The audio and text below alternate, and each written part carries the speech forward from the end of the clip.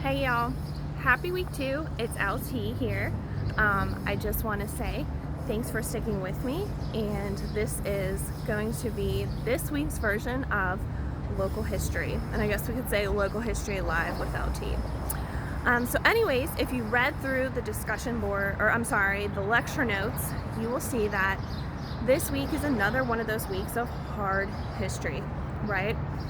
Columbus last week, and now this week, between King Philip's War and what happened with the Wampanoag, and then the transatlantic slave trade, we know this is not the kind of history that we learn about when we're young, for obvious reasons, right?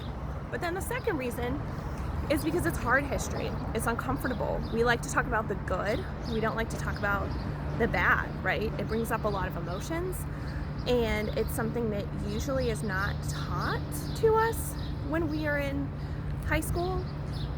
Sometimes it is, but never in true detail. I know I didn't learn a lot of this until college or even graduate school.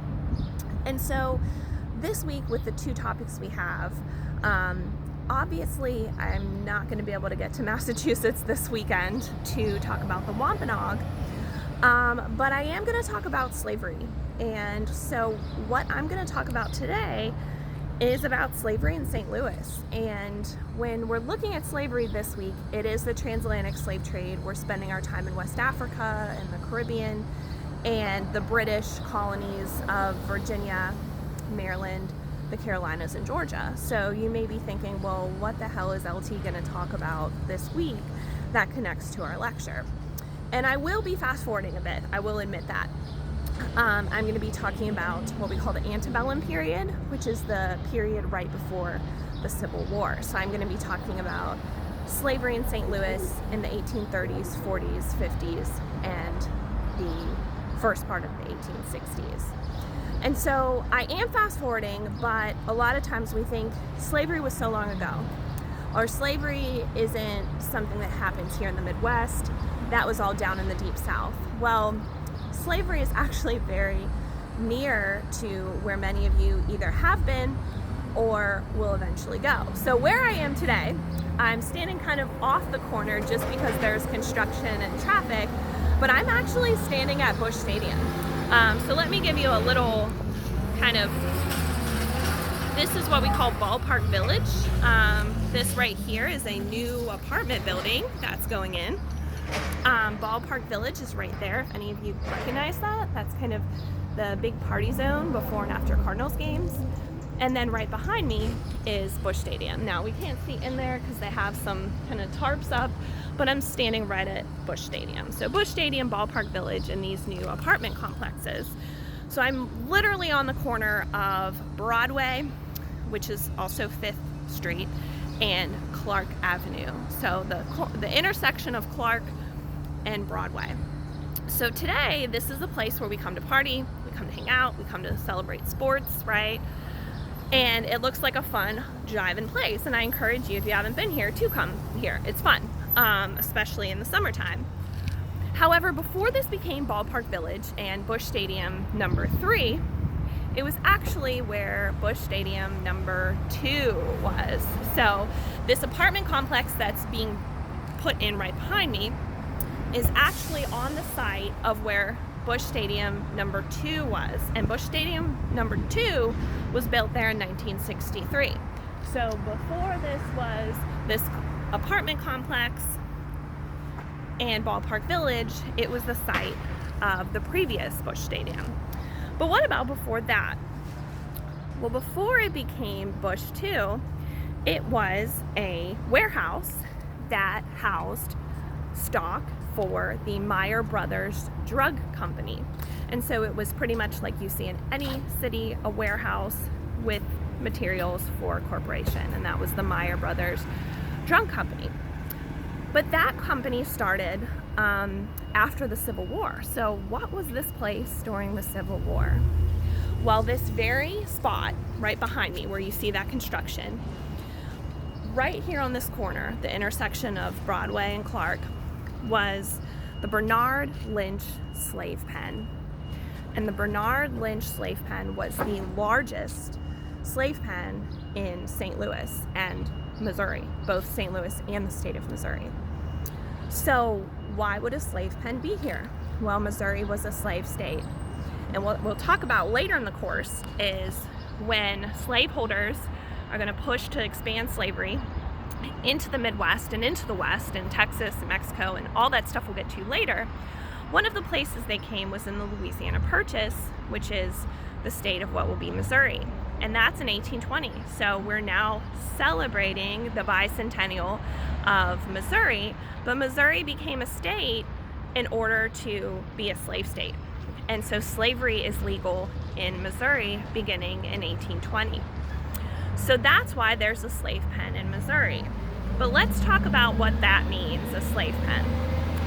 Well, at this time in the early to mid 19th century, slavery is growing, and it's growing westward, and it's growing in numbers.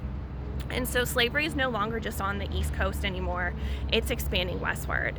And so we are literally moving bodies, it's known as the domestic slave trade, from what we call the upper South, Virginia and Kentucky, to the lower South into the West, right? So Missouri, Arkansas, Texas. And so if we were enslaved on a plantation in Virginia or Kentucky, maybe even Tennessee, it's all we would know, right? Until one day a slave trader comes to our plantation and takes us, literally will take us, maybe separating us from our family, separating us from our children, but definitely taking us without our consent, putting us on a steamboat on the Ohio River and bringing us down via the Ohio River and then up the Mississippi here to St. Louis. And where I'm standing right now, the Mississippi River is about maybe a half a mile that way. So these steamboats are gonna pull up on the docks that are right by where the arch is today. And they are going to pull up in the docks. They are going to bring us off the boat. We are shackled, so we are shackled together with iron cuffs around our wrists and our hands, and they are going to bring us up the hill here, right to the slave pen. And so when they bring us here to the slave pen, that is where we will literally be held until we are bought by our new master. And so what we will do, hi y'all, we will be waiting in this building, right? Waiting in this building for Bernard Lynch to send out word to Missouri, send out word to St. Louis. I have a fresh crop of people straight from Virginia, and I am going to sell them and then give a date and a time. And so people are going to come from Missouri, people are going to come from maybe Arkansas, people are going to come from Kentucky, and people are going to come from right here in St. Louis and literally bid on our bodies so that they can pay a small price for us and then take us to their homes to work for free and control our entire life, right? And so that right there, right under this new apartment complex where Bush 2 used to stand, the warehouse that was here, that was the drug company storage facility, was the slave pen, the slave market. Now, when we got here, obviously we are scared, we are terrified, we are angry, we are crying out for help. And so the residents of St. Louis told Bernard Lynch, can you put those people in the basement? Because, you know, their cries for help are disturbing us as we go along with our business, right? Or as we're coming down Broadway with our families or our friends, we don't want to hear people crying for help.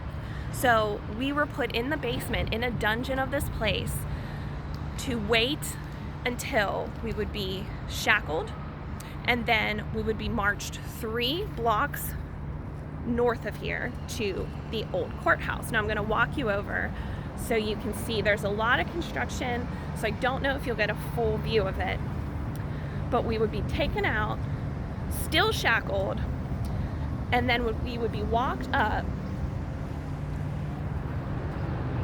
I don't know if you can see it, but there's a white awning about 3 blocks up, and that's where we would go. On the steps of this courthouse, we would be greased up, we would be prepped for sale, just like you watched in Amistad, walked up to those steps, and then slaveholders and white folk from all over the region are gonna come and they're gonna bid on our bodies. And Bernard Lynch is gonna make a cut of that profit, The auctioneer's going to make a cut of that profit.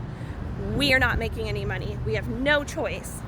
And then we are sold and taken to wherever our new master may live. And so this process happened from the 1820s until 1861, when Missouri went to war. Well, the United States went to war, but Missouri stayed in the Union. They voted to stay in the Union, although they were a slave state, so thus a border state. But they had a lot of Germans and a lot of anti-slavery folk that voted against seceding and joining the Confederacy. So they stayed in the Union, and when they stayed in the Union, federal troops came to St. Louis as a launching pad to send supplies and armies down the Mississippi to help Union armies in the South. And so when they occupied, or came to St. Louis, because it was the US of A, they used Bernard Lynch's slave pen to, first they freed all the slaves, right? So they liberated the slave pen. And then they took Confederate sympathizers, so secessionists, right, in St. Louis, and they put them in that jail. They used it for a jail during the war. And the best part of the story, the vindication for those hundreds of people who were here in this horror of hell, the vindication is that Bernard Lynch was also arrested and confined in his own slave pen. And in 1865, when the war's over, Bernard Lynch leaves St. Louis, and we lost a record of him. He just goes into obscurity. But that's when this building will be continued to use as a warehouse. It would not be torn down. It would be used as the drug company, and then eventually Bush 2, and now these high-rise apartments. And so literally, this spot that I'm standing 10 feet from is a place where we party, we watch sports, and soon people will actually be living here. And it's not to creep you out, or it's not to, be freaky, but it's just to remind you that history is always around us, and it's always within us. And so even though we come to this ground now, this ground has deep within its roots a different picture of fun and summer and baseball and drinking. Instead, it's one of horror. It's one of human trafficking. And for African Americans and people of color in the US today, that's their story of St. Louis. And it's heartbreaking, and it's hard, and it's something that we don't know, and we probably don't know it because we don't teach it, or we bury it, right? We cover it up with something glamorous, and we don't talk about the hard history. And so what I encourage y'all to do is, when you come, I want you to come, obviously. When you come see a Cardinals game, look for this high-rise apartments. Obviously, they are called One Cardinal Way. And tell your friends, tell your family, right? Not to sour the mood, not to not celebrate summer and baseball, but to talk about the real history that was once here, right? And it's not in some Caribbean island. It's not on the coast of Virginia. It's right in our own backyards and in our cities, right? So slavery has a very long arm across the United States. And right here in Bernard Lynch's slave pen, that legacy of trauma and horror is something that we just forget because it hurts. It's hard history. We don't want to talk about it. And so I encourage you to tell this story, come here, think about that, and hopefully this week's local history can connect you somewhat to these topics that we're talking about. Obviously 300 years ago, it might seem, well, that's not important today. That's not something that I'm connected to. That was so long ago, or in a different place. But the long arm of slavery and racism and white supremacy in our country is obviously happening all around us, with the events in current day in June 2021, but are also around us in places that we least expect. So I hope you appreciate this week's talk. I hope you learned a lot from it and feel connected, and continue to do a great job. Embrace the hard, keep an open mind, continue to talk through these things that we either haven't learned or are learning in a new light. And I'm just happy to be on this journey with you. So have an awesome weekend. Keep up the great work, and I'll talk to you guys next week. All right, love y'all. Bye.